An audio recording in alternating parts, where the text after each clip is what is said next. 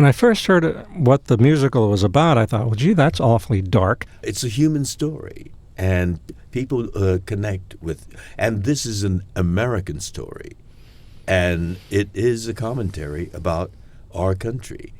When Pearl Harbor was bombed, young Japanese Americans all rushed to their draft boards to volunteer to fight for this country because they're Americans. They were denied a military service and then labeled enemy, non-aliens.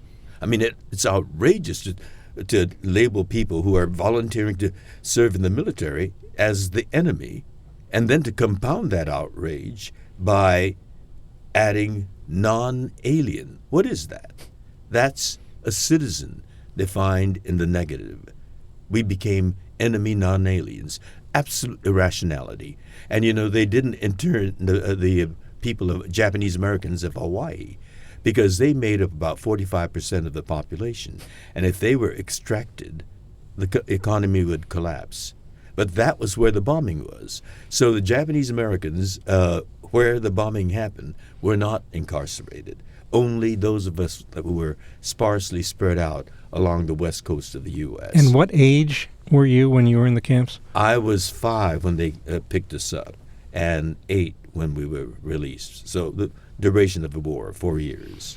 So, and you are in this musical, but you don't sing much in it, right? I do have one number with Lea Salonga. You're right about a lot of people don't know about the internment. When we did the play in San Diego at the distinguished Old Globe Theater, many Japanese Americans from Los Angeles, from San Francisco came down to see it. And the younger Japanese Americans, people under 45, came up to me after they saw the show and said, I knew my parents or grandpa and grandma were in internment camps, but that's all I knew. I didn't know how horrible it was. I learned so much about my own family's experience.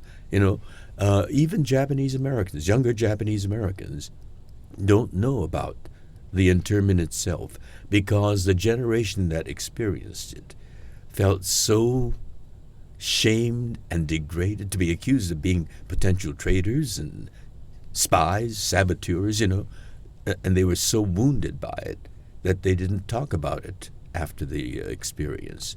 And so their children knew that, their parents or their grandparents were in camp, as we put it. Camp, simply camp. But they didn't know what happened in the camp. What do you anticipate your first Broadway opening night to be like? I envisioned it as, first of all, a glittering evening. But it's also to raise the awareness of that chapter of American history, and it is a dark chapter, has been my mission in life.